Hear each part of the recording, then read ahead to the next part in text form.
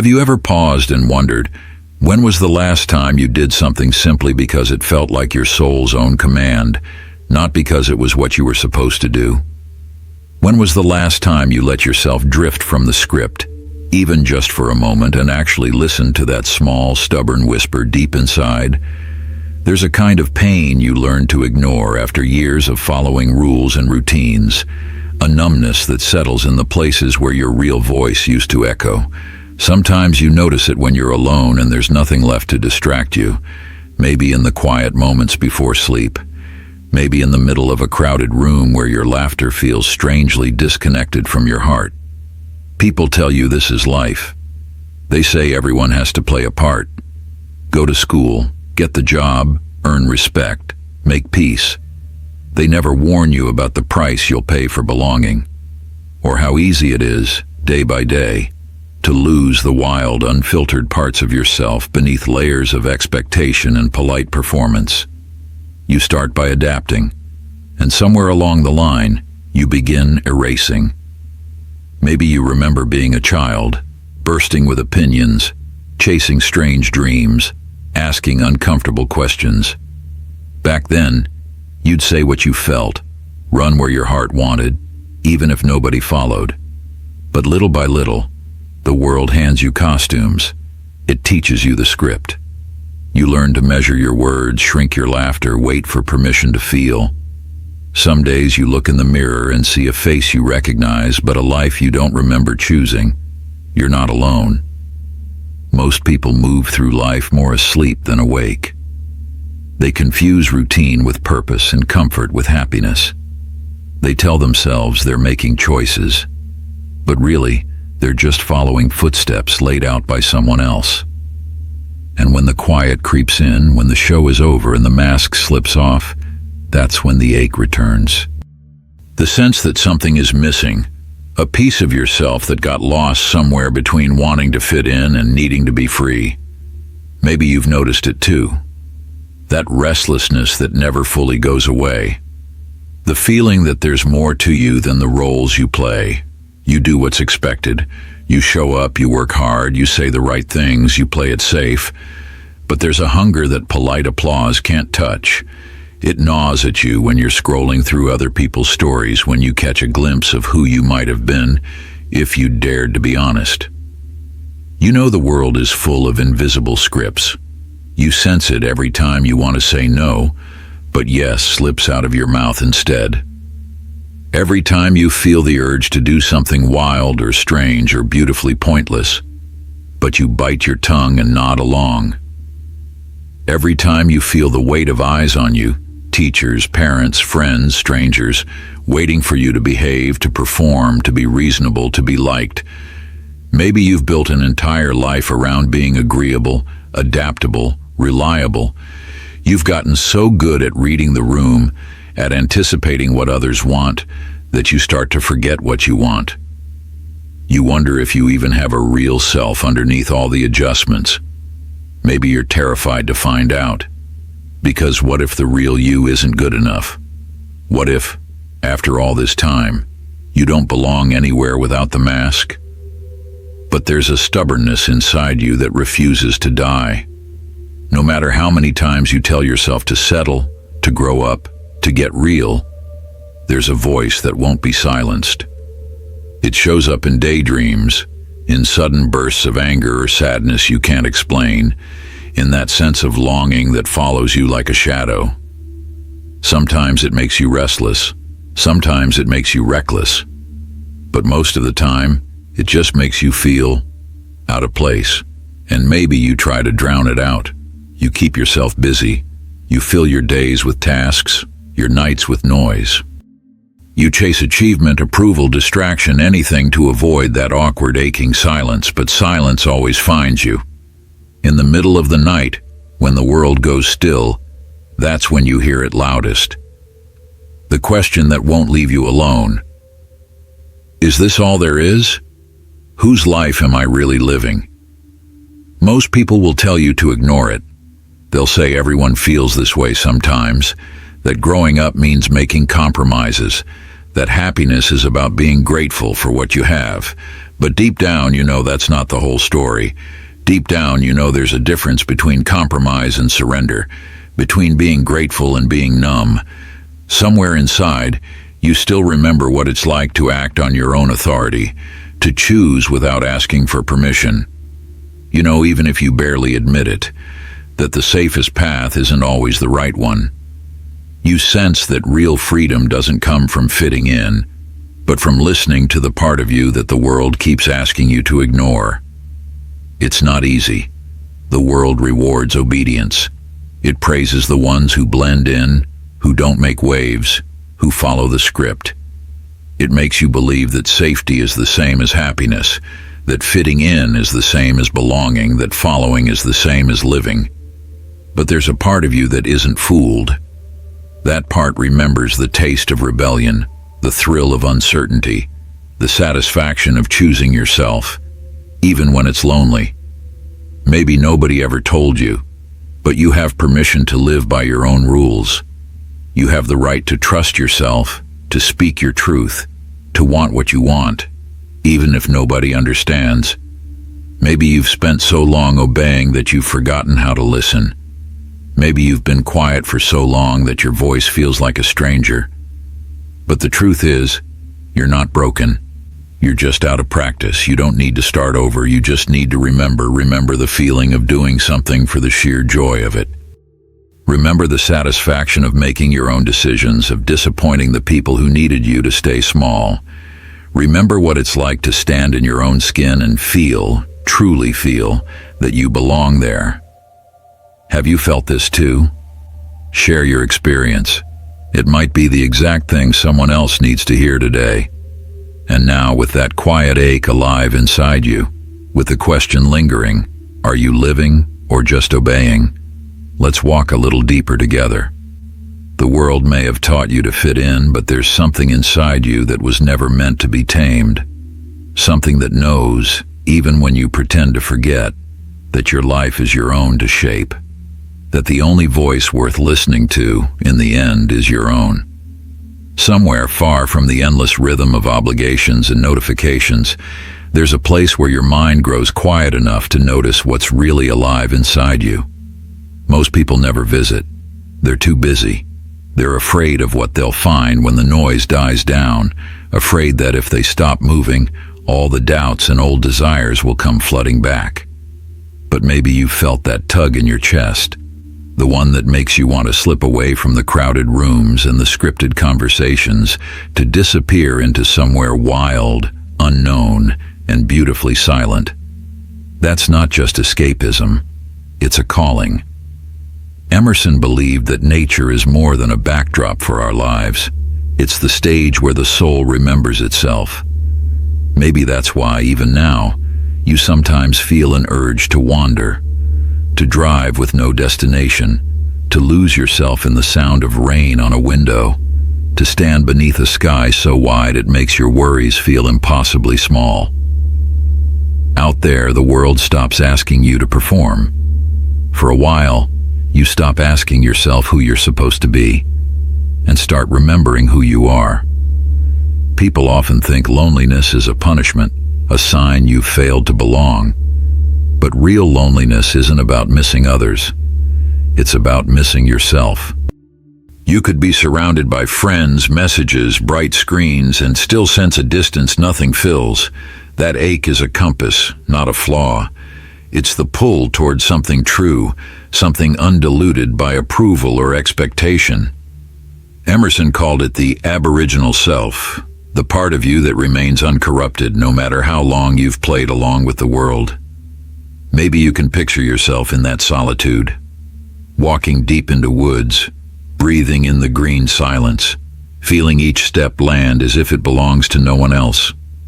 There's no applause out there, no rules to follow, no lines to recite. The trees don't care if you're successful or beautiful or broken. The wind doesn't ask you to explain yourself. In that hush, your thoughts untangle, the pressure eases, you start to notice what you miss, what you want, what you love, when nobody's watching. Think about all the times you've felt most alive. They probably weren't when you won praise or reached a milestone. More likely they were moments of pure presence, dancing alone in your kitchen, reading a book under a blanket while rain pounded the roof, laughing until you forgot what anyone else thought of you. Those moments slip away so easily because the world teaches us to value achievement over aliveness. But your soul keeps the memory. Even if you bury it beneath schedules and ambitions, it's still there, waiting. Maybe you've caught yourself chasing someone else's dream, thinking that if you could just win their approval or follow their map, you'd finally feel at peace.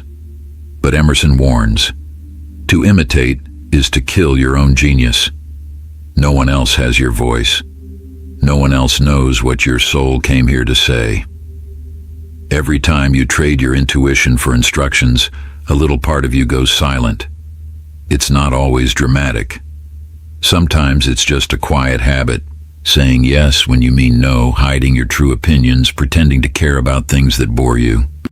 Maybe you've spent years collecting other people's dreams like souvenirs, building a life that looks impressive on the outside but feels oddly hollow when you're alone with it. It's a slow kind of sadness, a gentle betrayal that's hard to notice until one day you wake up and realize you barely recognize your own longing. But if you listen, really listen, there's another current beneath all that resignation. A voice that doesn't shout or argue, but insists. It shows up as a gut feeling, a sudden urge, a flicker of unrest. It's the desire to do something irrational. Quit your job, write a poem, call an old friend, leave the city for a place where you can finally breathe. Most people ignore these whispers. They're inconvenient. They threaten the order we've worked so hard to build. But that's exactly why they matter. Emerson called this the blessed solitude, not the loneliness of abandonment, but the richness of self-discovery. In solitude, you become your own mirror. There are no distractions, no one to please. The truth, however strange or difficult, rises up from places you'd forgotten were there. You remember what it's like to trust yourself, to be your own witness, your own companion. The world feels less sharp, less urgent. You start to notice beauty where you never saw it before. In the curl of a leaf, the curve of your own breath, the silence that is full rather than empty. Maybe you've run from this kind of solitude all your life, afraid that it would reveal too much. But solitude doesn't punish, it purifies. It lets you see which dreams are yours and which ones you inherited. It strips away the noise, leaving only what belongs. You might find, in those quiet hours, that your greatest longing is not for more applause or more achievement, but for permission to simply be as you are. How much of your life have you spent waiting for someone else's blessing, someone else's roadmap? Maybe it started with teachers, parents, friends, voices that wanted you to be safe, practical, pleasing. You learned to mute your own voice to keep the peace. But deep down, didn't you always wonder what it would feel like to let yourself be fully seen? To be honest, even if it meant standing alone. Sometimes it takes losing everything you thought you needed, status, certainty, acceptance, to realize you never needed any of it to begin with. Sometimes, the world you built to protect yourself becomes the very thing that traps you. When you step outside, even for a moment, you remember the world is wider and wilder than you'd been told.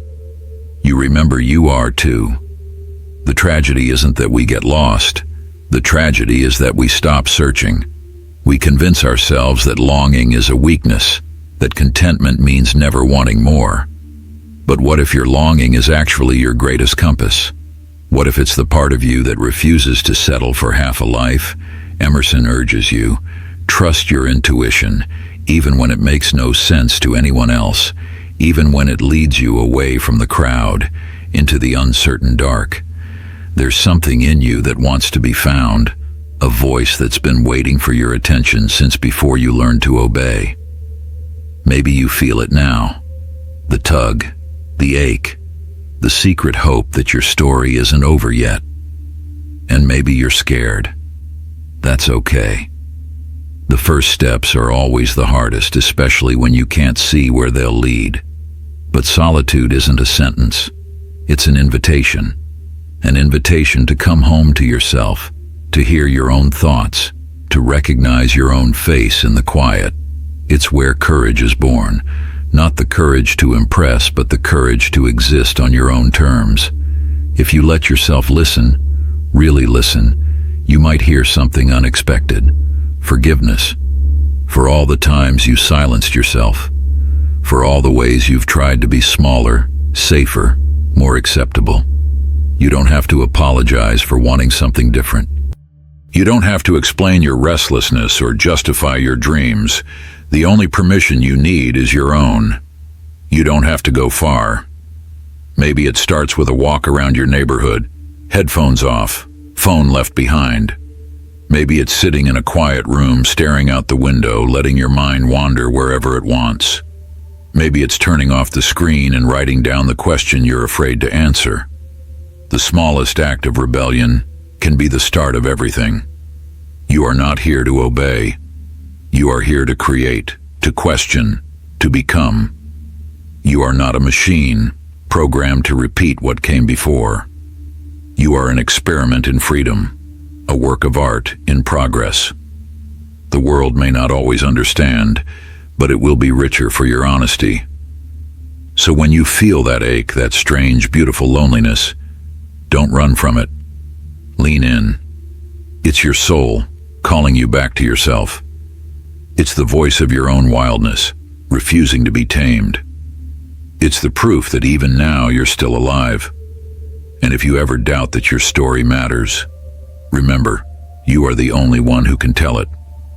No one else can walk your path, feel your feelings, dream your dreams. The world has enough followers. What it needs desperately are originals. If this is your longing, if this is your ache, know that you are not alone in it. There are others, scattered like quiet lights across the landscape, listening for the same music, searching for the same freedom. Maybe you'll meet them, maybe you won't. But in listening to yourself, you give them courage to do the same. Keep walking. Keep listening. The path you seek isn't out there somewhere. It's inside you, waiting for the day you finally trust yourself enough to take the first step. You might think listening to yourself is a luxury, a reward for when you finally earn the right to rest. But maybe it's the first thing, not the last. Maybe all the striving, all the pleasing, all the years spent chasing someone else's dream have been a kind of exile from your own center. And what if, all along, the way home was simpler than you dared to believe? Sometimes the bravest thing you can do is nothing at all. Just stop. Stop rehearsing your lines. Stop solving the world's problems for a moment. Let silence gather around you like fog on a morning field. At first, the quiet might feel like emptiness. You'll feel the urge to fill it. Check your phone, turn on the TV, find something, anything to remind you who you're supposed to be. But if you wait, the emptiness reveals itself as space. Space for something new to grow, something wild and true. It's in these moments when you let yourself step out of the stream that you finally hear the quiet insistence of your own soul. The voice isn't loud. It doesn't demand. It nudges. It invites. Sometimes it's a question you can't quite answer, a feeling you can't quite name. Sometimes it sounds like longing, sometimes like relief. Always, it points toward what you haven't dared to want. Most people ignore these signals. They stick to the script, clinging to certainty, believing that control is the same as safety. But real living, the kind that leaves you breathless, the kind that lingers long after the day is done, comes only when you step off the well-worn path and risk being lost. Emerson knew this. The only way to find yourself is to walk a path that belongs to you alone.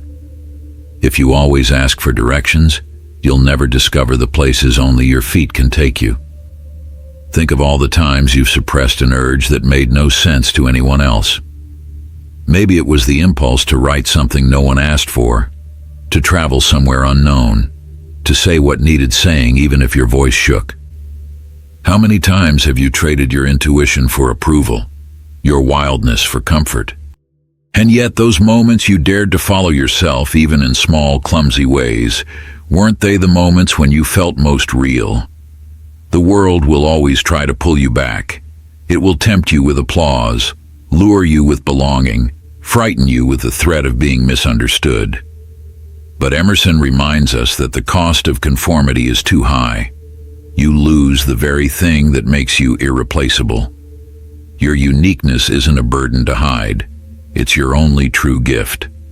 If you silence it, the world becomes smaller, duller, emptier. And you, who have felt that ache, that strange pull toward something different, you are not broken for wanting more. You are simply awake. You sense in your bones that life is too short for half-truths and borrowed dreams. You know there's something inside you that wants to live all the way out to the edges, that wants to risk disappointment for the chance of joy. It's easy to doubt yourself, to wonder if your inner voice is trustworthy, if your desires are foolish or naive. But ask yourself, who else could possibly know what you're here to do, if not you? Who else feels what you feel, hungers for what you hunger for? Who else will regret in the end the unlived parts of your story? You don't have to make a dramatic change or announce a new life. Sometimes the most radical act is a quiet one. Say no when you mean no. Say yes when your whole body says yes.